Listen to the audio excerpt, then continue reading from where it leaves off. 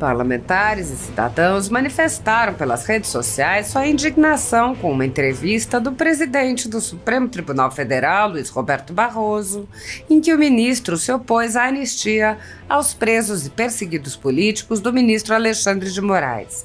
Na entrevista, Barroso afirmou: anistia é perdão e o que aconteceu no 8 de janeiro é imperdoável. O senador Rogério Marinho disse: de fato, é imperdoável que a democracia e a Constituição sejam constantemente atacadas por aqueles que deveriam prezar por elas. O fato de juízes emitirem opiniões sobre ações que ainda irão julgar evidencia a falta de imparcialidade e a seletividade na aplicação da lei. Trata-se de um lamentável espetáculo de degradação do judiciário que tenta tutelar o Congresso e impedir sua livre atuação.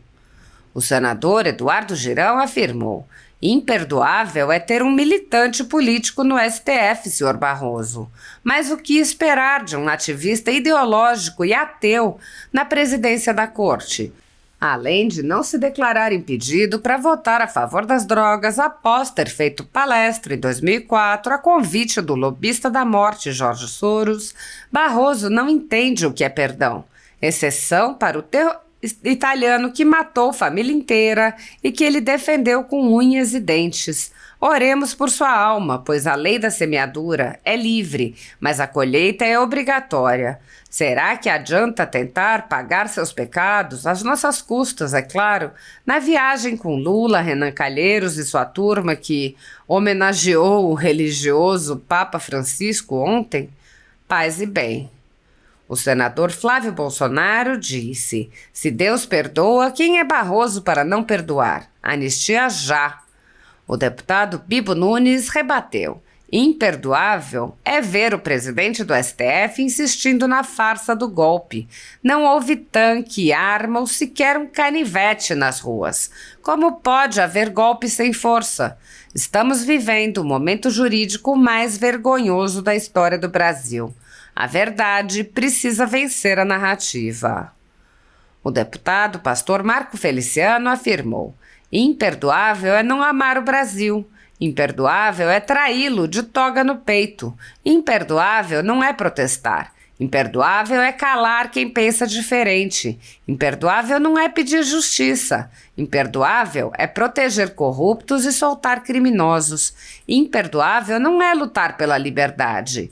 Imperdoável é transformar a justiça em arma de perseguição. O Brasil conhece os verdadeiros imperdoáveis e não vai se calar.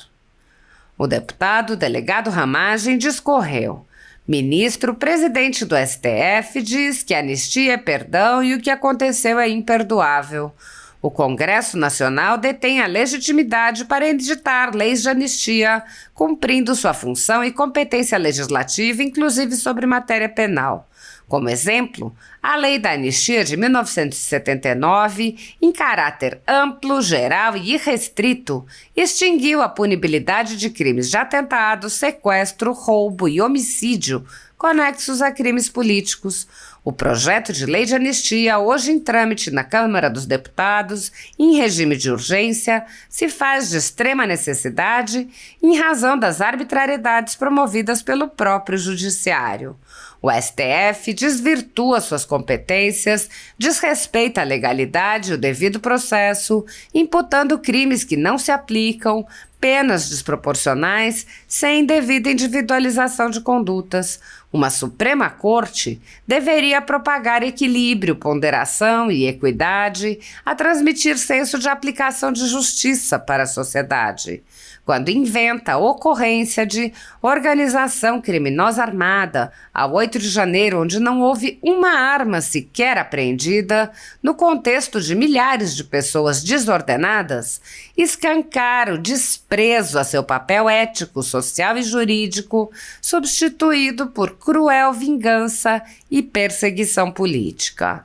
Em um Estado democrático, a instância maior é o parlamento, onde se editam e evoluem as leis, fundamental nesse conturbado momento, diante do incontestável descontrole e desequilíbrio da Suprema Corte. A anistia é legítima e necessária. O advogado constitucionalista André Marcília argumentou: a anistia, Barroso, está prevista na Constituição, mas sabe o que não está? Os inquéritos sigilosos do STF, que existem desde 2019 para censurar políticos, jornalistas e controlar as redes sociais. Isso sim é imperdoável. A anistia está prevista na Constituição. Ministro do STF se intrometer no debate do Legislativo não está. Se Barroso acredita que a anistia não deve ser aplicada ao dia 8 de janeiro, renuncie e se candidate ao Congresso no ano que vem. O vereador Guilherme Kilter disse: imperdoável é soltar traficante, bandido e político corrupto, ministro Barroso. O economista Marco Sintra afirmou: falta brios aos nossos ministros, mais um exemplo de escárnio à justiça saindo da boca de seus supostos guardiões. Barroso opina publicamente sobre temas que provavelmente irá julgar. O pastor Silas Malafaia disse: ministro Barroso, vou dizer o que é imperdoável. 1. Imperdoável é ver o presidente do STF fazer pré-julgamento de processo que está em andamento e fora dos autos. 2. Imperdoável é tentar manipular a opinião pública através da mídia. 3. Imperdoável é ver um ministro do STF menosprezar um cidadão dizendo perdeu mané. 4. Imperdoável é ver você ter lado e não ser imparcial e declarar nós derrotamos o bolsonarismo. 5. Imperdoável é ver o STF se meter onde não possui atribuição, como o caso do projeto da anistia. 6. Imperdoável é ver o STF condenar inocentes por pura perseguição política. 7. Imperdoável é o STF ter um presidente como você. Quase esqueço, ministro Barroso. Imperdoável é ver o presidente do STF cantando em aniversário junto do presidente de um partido. Verdadeira promiscuidade. O jornalista Rafael Fontana disse: como é? Não é Vossa Excelência que decide o que é perdoável ou imperdoável. Isso cabe à Constituição e o STF é um tribunal constitucional, ou ao menos deveria ser. Do contrário, os ministros da Corte precisam ser destituídos. A advogada Kátia Magalhães disse: imperdoável é togado falar fora dos autos, da cátedra, ditar a pauta legislativa, incluindo a da anistia, fazer política, julgar litígios apesar de impedido e criar figuras inexistentes na lei, processo estrutural e decisões pela Corte para satisfação de desejos pessoais. O deputado Sanderson afirmou: o projeto de lei de anistia não foi arquivado, apenas não foi incluído na ordem do dia da Câmara para as votações da semana que vem. Não tenho dúvidas que em breve será pautado, porque mais da metade dos parlamentares, 264, querem deliberar sobre essa matéria. Não cogitamos a apresentação de um projeto de lei prevendo a redução, entre aspas, das penas, porque isso os próprios ministros do STF podem fazer. Basta afastar os crimes de golpe de Estado, atentado contra o Estado Democrático e organização criminosa armada, deixando apenas os casos de dano ao patrimônio, aquelas situações já criminalmente individualizadas.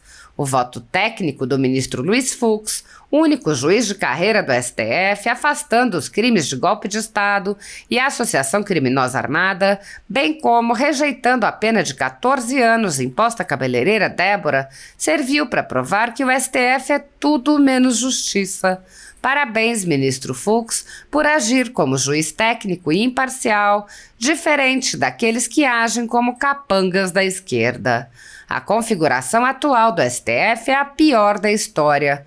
Transformou-se numa inesgotável fonte de injustiças. Acabaram com a Operação Lava Jato, salvando na cara dura toda a companheirada corrupta, à exceção de Collor de Mello, que, por coincidência, foi contra Lula nas eleições de 2022.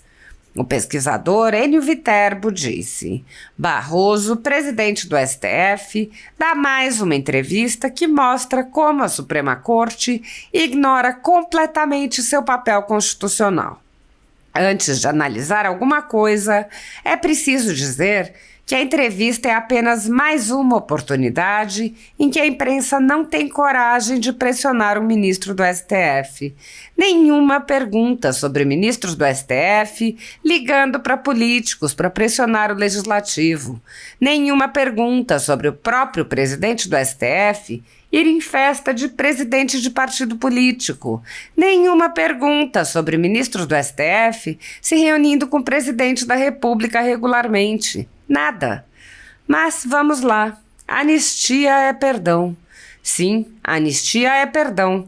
Só que quem decide dar esse perdão? O Congresso Nacional. Repito, quem decide é o Congresso. Pode falar para os seus meninos para pararem de ficar pressionando parlamentares para não votar a tal lei da anistia, hein?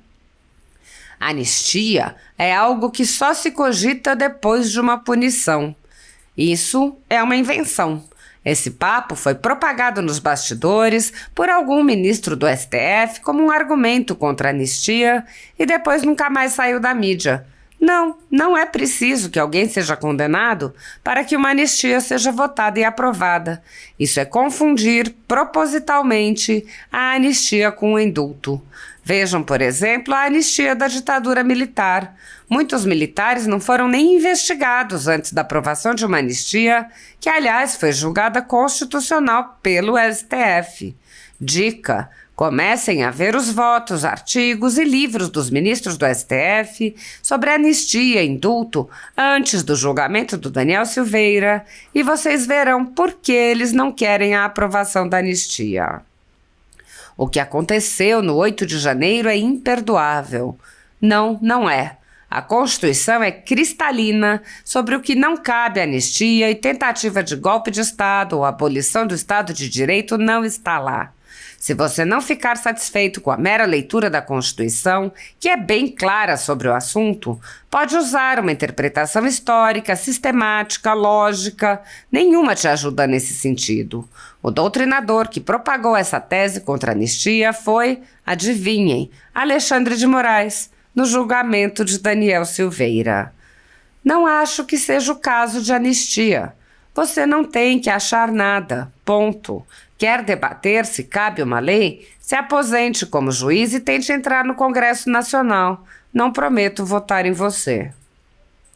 É um absurdo completo e isso é por falta de um presidente do Congresso que os ministros do STF fiquem livremente pressionando o Legislativo por meio de entrevistas onde dizem que cabe essa ou aquela lei. Mas se querem dar entrevistas, a mídia poderia ao menos pressionar os próprios ministros. Não fazer nada equivale a se comportar como assessoria de imprensa. O investidor Leandro Russell, por seu turno, comentou: a entrevista de Barroso ao Globo é um completo desastre e, entre tantas impropriedades, esta se destaca como talvez a mais grave. O presidente do Supremo justifica a proibição de celulares em sessões de julgamento para evitar que pessoas criem factoides para postar. Em resumo, gravar um vídeo e compartilhá-lo expressando uma perspectiva é algo que para ele deve ser reprimido. Em outras palavras, Barroso defende abertamente a censura prévia, prática expressamente proibida pela Constituição.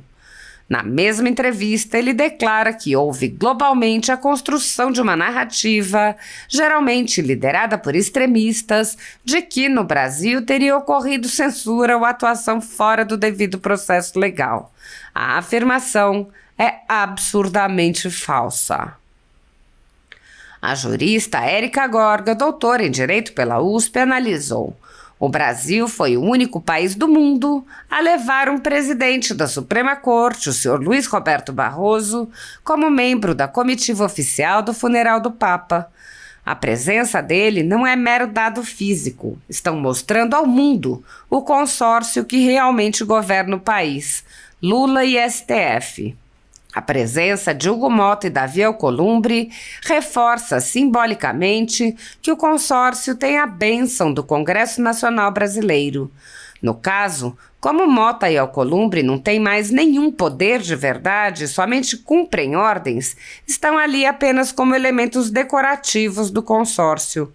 Mas isso lhes dá a aparência de poder que precisam para se vangloriar aos seus asseclas e eleitores.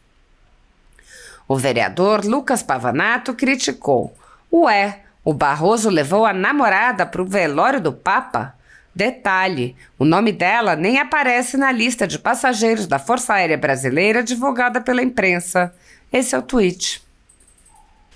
Na conjuntura jurídica atual do Brasil, muitas pessoas estão sendo tratadas como subcidadãos e subhumanos, sendo perseguidas implacavelmente por medidas judiciais invasivas e arbitrárias, sem direito razoável ao contraditório e à ampla defesa, pelo simples motivo de terem manifestado apoio ao ex-presidente Jair Bolsonaro, por expressarem suas opiniões, são alvo de CPIs, de inquéritos secretos conduzidos pelo ministro Alexandre de Moraes no Supremo Tribunal Federal, ou são vítimas de medidas arbitrárias, como prisões políticas, apreensão de bens, exposição indevida de dados, entre outras.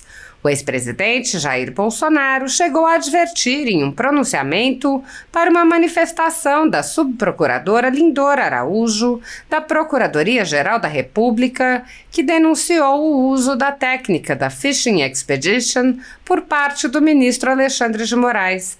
A técnica é comum nos inquéritos conduzidos por Moraes contra adversários políticos, jornais independentes e cidadãos que se expressam de maneira crítica contra a conduta de ministros da Suprema Corte. Neste modus operandi, o investigador promove uma devassa em pessoas escolhidas por ele para procurar algum indício, algum motivo para a acusação, em contrariedade ao preconizado pelo direito que deveria investigar fatos. Em inquéritos conduzidos em cortes superiores, observa-se um procedimento característico. Matérias da velha imprensa atribuem um rótulo ou marca a um grupo de pessoas e isso é tido como suficiente para quebras de sigilos, interrogatórios, buscas e apreensões, prisões e confiscos. As matérias e depoimentos de pessoas suspeitas são aceitas sem questionamento e servem de base para medidas cautelares contra as pessoas marcadas. Após promover uma devassa nas pessoas e empresas, no que é conhecido como Fishing Expedition, os dados são vazados para a velha imprensa, que então promove um assassinato de reputações que dá causa a novas medidas abusivas. Conforme vários senadores já notaram, os procedimentos são comumente dirigidos aos veículos de imprensa independentes, em evidente tentativa de eliminar a concorrência, controlar a informação e manipular a população brasileira. Os inquéritos são mantidos abertos por tempo indeterminado para continuarem a produzir seus efeitos devastadores sobre as vidas dos investigados que não têm meios para questionar as decisões. Em um inquérito administrativo no Tribunal Superior Eleitoral, seguindo esse tipo de procedimento, o ministro Luiz Felipe Salomão ordenou o confisco da renda de diversas pessoas, sites e canais conservadores, inclusive a Folha Política. A decisão recebeu elogios dos ministros Luiz Roberto Barroso, Alexandre de Moraes e Edson Fachin. E o inquérito passa de corregedor em corregedor, enquanto a renda do trabalho de famílias e empresas permanece confiscada sem base legal.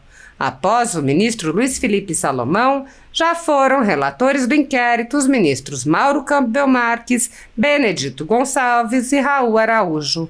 A atual relatora é a ministra Isabel Galotti. A decisão não discrimina os conteúdos e atinge a totalidade da renda dos sites com o objetivo de levar ao fechamento dos veículos por impossibilidade de gerar renda. Todos os nossos rendimentos de mais de 20 meses de trabalho são retidos sem qualquer base legal. Se você apoia o trabalho da Folha Política e pode ajudar, Doe qualquer valor através do Pix, utilizando o QR Code que está visível na tela ou o código ajude@folhapolitica.org. Caso não utilize Pix, há a opção de transferência bancária para a conta da empresa Raposo Fernandes, disponível na descrição deste vídeo e no comentário fixado no topo.